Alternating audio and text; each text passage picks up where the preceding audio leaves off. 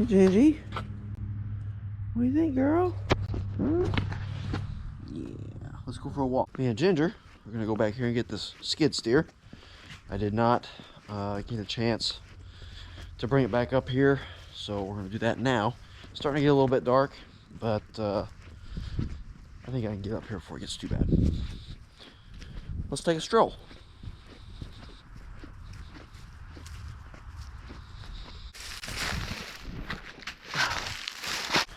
We're supposed to get some weather here Wednesday. It's supposed to start, and they're teetering between freezing rain and actual winter weather. There she blows. All right, James, let's head back up to the house.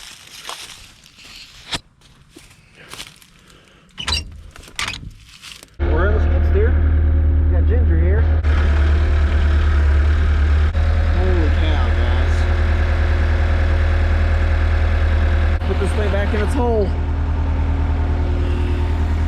Then we're gonna clean the wood burner.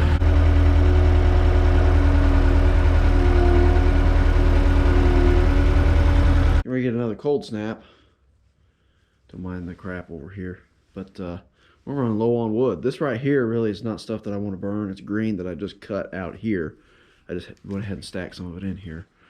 So I got this here. There's probably a truckload here, which will get me by quite a bit. I don't burn a whole lot of wood. There's some at Dad's that I can get.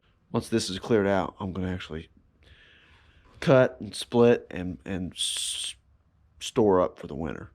I'm getting ready to clean the wood burner out. This is a Woodmaster. It's an LT45.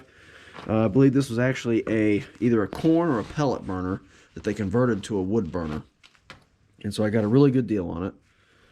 But the only problem, which is not really a problem, it's just part of the design, it's got to be cleaned out periodically, especially if you burn wood with some moisture in it, which I try not to burn too much. I at least mix dry stuff in, but I'm gonna go ahead and turn this fan off. So there's 8 2-inch exhaust tubes just above the door, right in here. And so it's 2 rows, 1 on top, 1 on bottom, 5 on the bottom, 4 on the top, and they go out the back. And there's an exhaust chamber. And basically those tubes, they have turbulators in them, which are spiral pieces that help it exchange heat, and those creosote up and get plugged up, and I can tell it needs to be cleaned. So I want to do that. Problem is, it's getting dark out, so you guys aren't going to get to see that, but I'll show you what I get out. Just finished cleaning the wood burner, and this is what I got out. Actually, not that much, but don't take much to plug 2-inch pipes. The fire, you can tell a huge difference when you clean it out, how much better the fire burns. All right, I'll pick my stuff up, and then I'm gonna head over to Dad's. It's Dad's birthday today, so happy birthday, Dad. You won't see this video until who knows when, but happy birthday anyways. You know, if it ain't one thing, it's another, or another, or a different another. Either way, it's something. So towards the end of the season, it got to where I was having to jump the Oliver. I had to jump it a few times whenever I was planting. I thought maybe my batteries were getting bad, but whenever I'd check them, they were really pretty good, really. A little bit low, but then, so I checked it running, and I believe I got a problem with my alternator. So I'm going to get it off. I mean, it's not in any hurry. I can't use it right now anyways. I can get it tested, either get it rebuilt or buy a new one. So it's not there ain't much to it. Tensioning bolt here. Got to take it all the way off. Mounting bolt here. A nut here. That's it.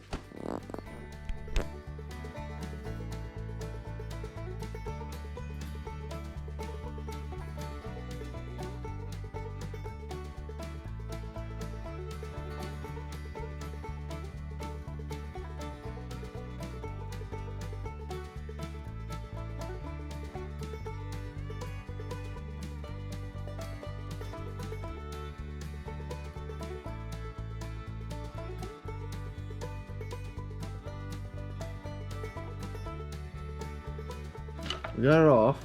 I don't know if I can do this one-handed or not. It's got a squeak. This is actually bent a little bit. As it spins, you can see it wobbling. And it's not real bad, but it actually is just got a little bit of slop in it. Not terrible. I've seen way worse.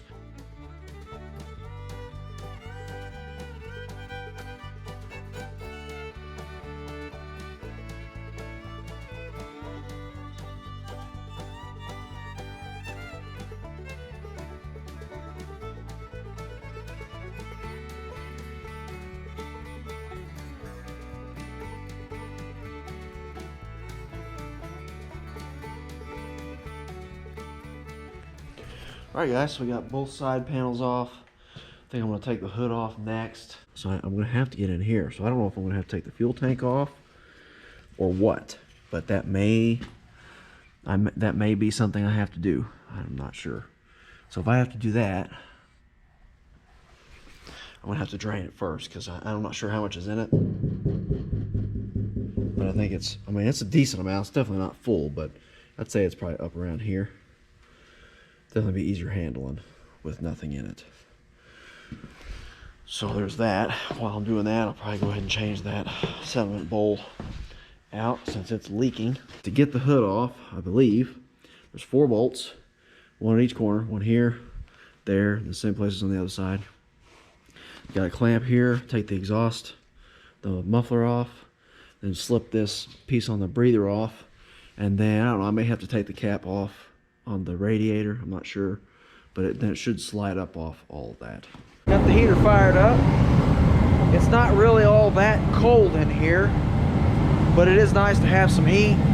And the last time I ran it out of fuel, so I just wanted to make sure that it'd go ahead and fire right up, and it fired right up.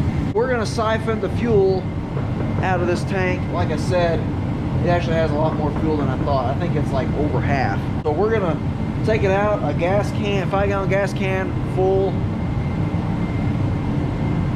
at a time.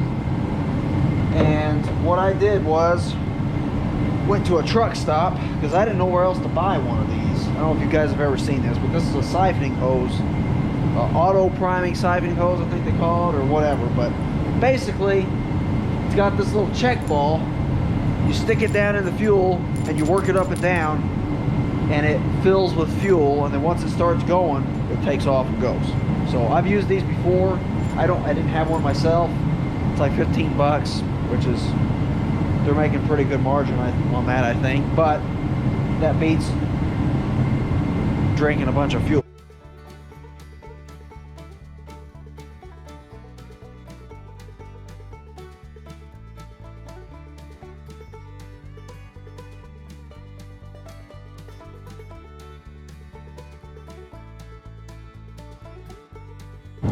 So you can see the fuel, put my knee under this back edge here. You guys can tell. See that fuel running out there. Now, I mean, it's not going to run near as fast as pumping, obviously, because it's siphoning, but success. First can, almost half full, getting there.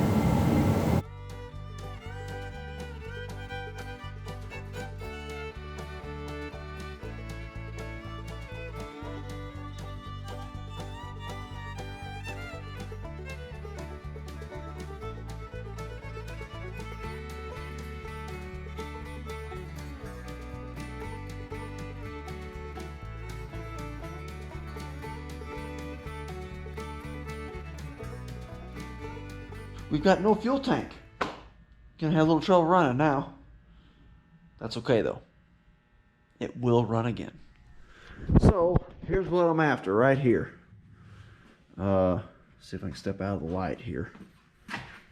So all these wires here, I want to replace everything. I don't want to pick and choose and cherry pick and end up leaving something that should have been replaced, so I'm just going to replace everything. There's not, like I said, there's really not that many wires on a 66 model tractor. There's just not. A handful of gauges, obviously your starting system and your charging system, battery, and then some lights, and that's about it. Look at this. Holy cow, this is scary, guys. This is, which, all the lights are off this tractor. This all goes to the lights. I mean, I think I know why they took the lights off and we're doing something with them, because that's just freaking, that's scary. If you had power going to that, I can definitely see a fire happening there. For sure. All right, guys, here's where we're at. I'm going to call it a night. I took basically most of the wires out of here. Everything left up here is just stuff jumping, you know, going through the fuses, from the switch through the fuses to the lights, whatever. I've got all the light wires pulled out. They're right here. And I want you to look at this. This is completely bare copper. Here, here, those two for sure. And then there's just random places throughout here that's just got the insulation just broken apart. Look at that. It is so, look at that. Dry rotted, weather checked. It just snaps whenever you bend it with your finger. All of it's that way. That's the main charge, the main wire coming through the ammeter to the starter to charge the batteries. So that's really good. But I got all that stripped. I mean, it's still hanging here. But I got all that stripped and everything down. It was a very good decision to do this, because it's just a matter of time before something, and it may not have been a really bad fire, but something would have caught fire for sure. I can guarantee you that. Not to mention just be a headache. Whatever. We're putting all new wires on here, so we're going to be set for a while, you know, until this happens again, another 40, 50 years from now. But it probably won't be too much of my problem at that time. Thank you guys so much for watching. Again, this is Ross, Franklin County Forage. God bless you. God bless America. Franklin County Forage out.